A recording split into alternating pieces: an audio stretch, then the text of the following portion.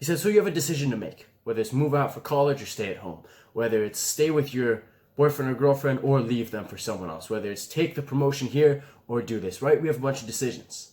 Now, first human instinct is we want to weigh the pros and cons, right? That's what we've been told to do. We want to think logically, well, what are the good things of me doing this? And what are the bad things of me doing this? And then we weigh it up. And in theory, when the pros outweigh the cons, we say this is the way to go. Now, sometimes, my friends, you're going to find yourself in a predicament where they level up so evenly, it is extremely hard to distinguish which choice to make. I know buddies who are in this kind of stressful period of thinking, do I want to move away for my aspirations, for my goals, my ambitions? And they have a bunch of good, reasons why. But they also have a ton of good reasons why they should stay right here. Whether it's financially based, whether it's just easier, convenience based, whether it's, right? So there's a bunch of different mechanisms involved here. And for this talk, my friends, I really want to focus on this idea of regretting decision making and being worried about making the wrong decision. And this is a fantastic question that I had not heard. I've been looking into decision making for a long, long time, and I've never heard of this idea be articulated in this way. Ready for it? Here it comes. How do you know that you make the right decision? What is a right decision? How do you know? Have you ever made a decision and been like, oh man, I totally made the wrong decision. It should have been that one. How do you know? Let's play with this idea a little bit. Let's say you're thinking about moving away to college to a different place because there's greater opportunities for networking, this and that, and you end up moving away, and it's not for you. The college over there isn't really what you thought it was going to be. Networking doesn't go as planned. You don't like the weather, whatever, and then you're sitting there and you're going, well, this was the wrong decision to make. That was better. How do you know? Because to my understanding, when you're faced with a decision, when you have two options to pick, you pick, let's say, option A, you'll never know what option B was because you haven't experienced it. If there was an alternative world where you could look into what are those balls called? Like, those crystal balls where you look into the future, 100%. You could see both, you could analyze both their paths. But in the words of Gary Vee, let's say you take the college route, you don't like it. How do you know that if in an alternative world you would have stayed at home, one day you're walking to school here, you get hit by a bus and you die? Now you're saying, Daniel, that's ridiculous. That's just, you're just talking about what ifs. Exactly. I am just talking about what ifs. So it's not even a practical conversation of what's the right decision, what's the wrong decision. My friends, when you are pitted with two options, either going down this route or going down this route, if you go down option A, you will never know what was lying down option B because you never took that path. Right? So how do you know if you've ever made a wrong decision before? So anyone who's waiting there, who's thinking about decision-making, weighing pros and cons, the advice that I took away from my research that I've done was, if it's not going to impact you 5 years from now, don't spend more than 5 minutes thinking about it. And basically this idea was that a lot of the time we take this thing of, we want to weigh the pros, we want to weigh the cons, we end up overthinking, overanalyzing, and it doesn't go anywhere. We just start beating ourselves down because we're too afraid to move in any direction. Whereas, now, the thing that sucks with that is, especially with people who are time-centric, who think about time. Oh, well, if I go here, if I do this for 2 years, and then if I go to option B, I will have lost 2 years already.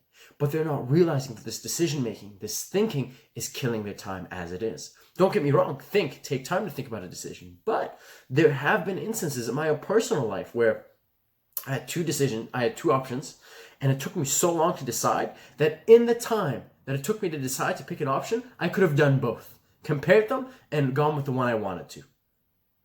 I'm going to repeat that again.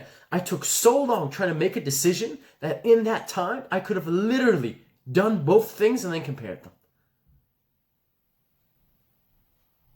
When it comes to decision making, my friends, the best advice, I really want to double down on this, is think about it, weigh the pros and cons. Eventually, when you get to a place, just in that moment, just make a decision. What feels right?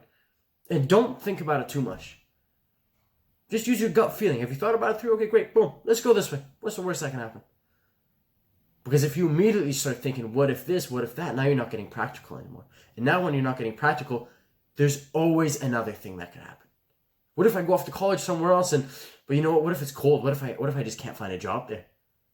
Well, I guess I'll stay here, but wait, what if I stay here and then I get to know everybody, but I get used to the opportunities and then there are no new opportunities. It's just the same. I'm getting what I'm already getting. right? So there's always a what if, and then you're not going to be satisfied. So there comes a point, my friends, where weighing pros and cons is going to lead to overthinking. And in my own circumstances, this is something I've been implementing very recently over the last month. When I just make a decision, it works really, really well.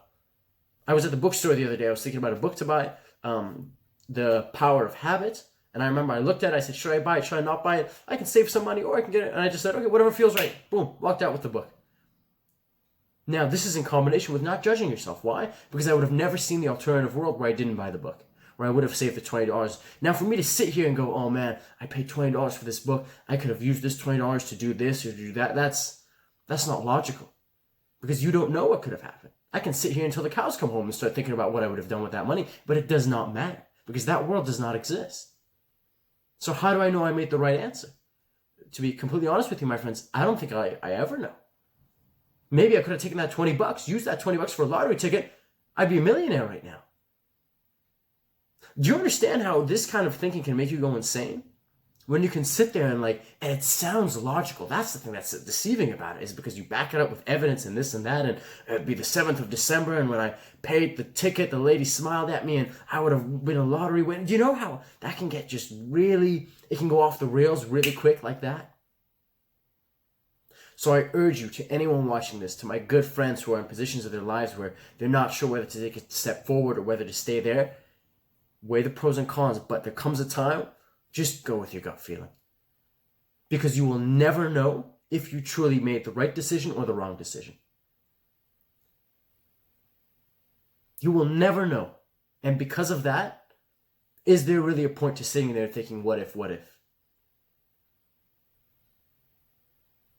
Yeah, I think that's all I wanted to say about that one. That is definitely one, it's a lot easier said than done, but I think when you're the one who's in that position, and you're the one who has to make that decision, and it's such a heavy one. It's such a, when we're talking about leaving a partner who you've been with for years, we're talking about moving to a different country, moving to a different continent, the stakes are high, right? We're not talking about, do I want to have a hot dog today or a burger? So I can 100% understand how it can get stressful. It can get frustrating.